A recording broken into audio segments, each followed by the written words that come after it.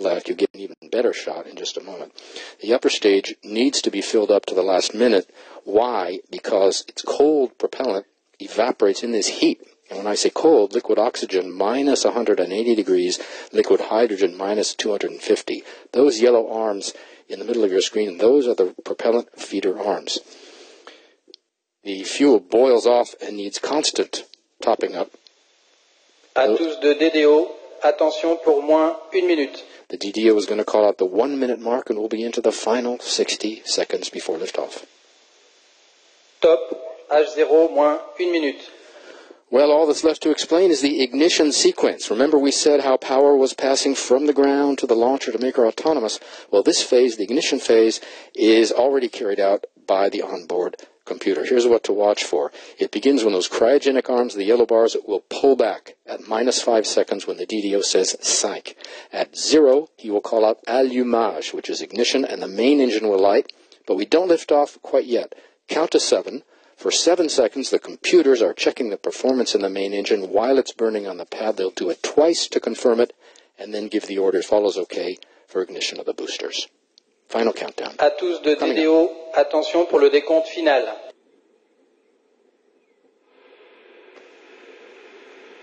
10, 9, 8, 7, 6, 5, 4, 3, 2, unité, top, allumage Vulcain.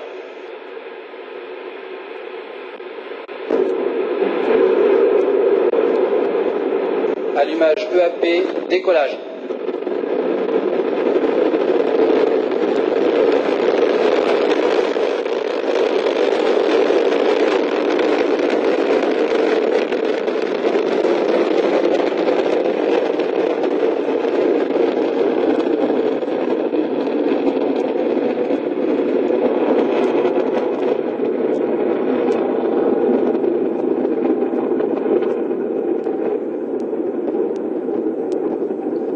Beautiful pictures again of Ariane coming roaring off the pad, leaving a trail of gold. I think we've lost her in the clouds. There she is. Did you see the cryo arms open at minus 5? Did you count to 7? Tous les paramètres sont nominaux. Everything is on board is okay, says the DDO. At 18:36 local time and right on time, Ariane began her mission, lifting off from the ground here in French Guiana, beginning her first mission of the year, rising into the clear skies over French Guiana, weighing 775 tons right now.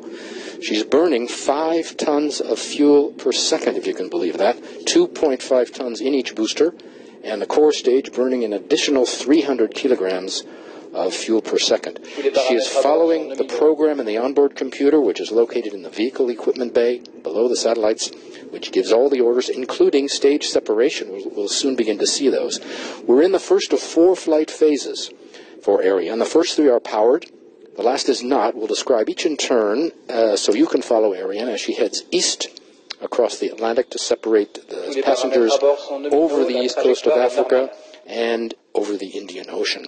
Flight phases are right now, the main engine and the 2 boosters are burning. Boosters will burn for another 20 seconds roughly. Then the main engine will burn alone for about 9 minutes. Then the upper stage will burn alone for about 16 minutes. And the final flight phase, not powered, we'll get back to that when it happens.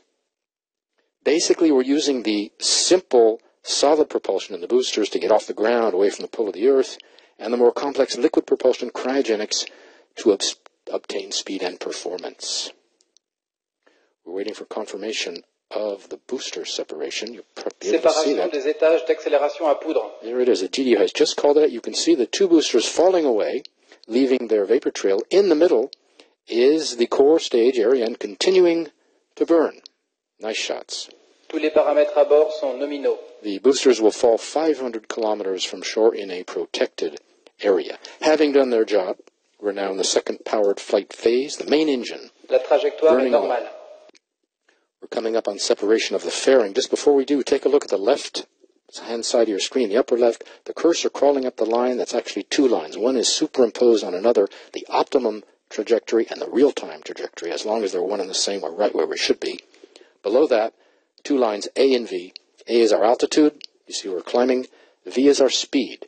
We need between 8 and 9 kilometers per second to inject the Largage satellites. de la coiffe. So watch the numbers. The DDO has just said that the fairing has been jettisoned. That's coming right on time. Exposing Amazonas 3. Now you can see the black and blue box on the right.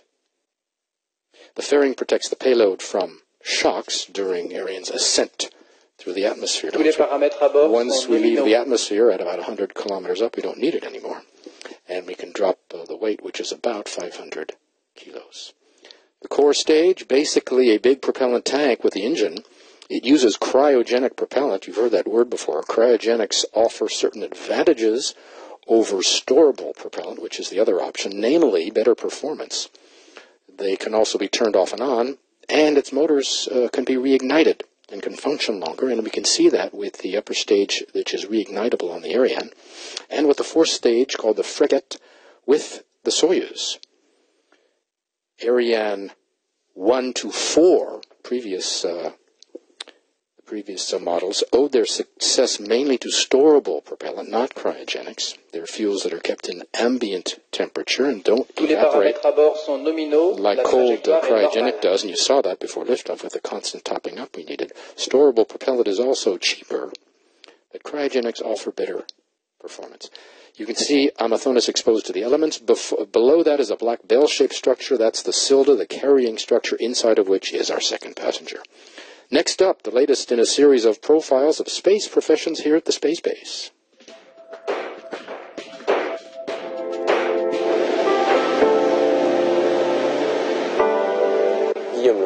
My name is Guillaume Lozach. I'm 31 and I've been working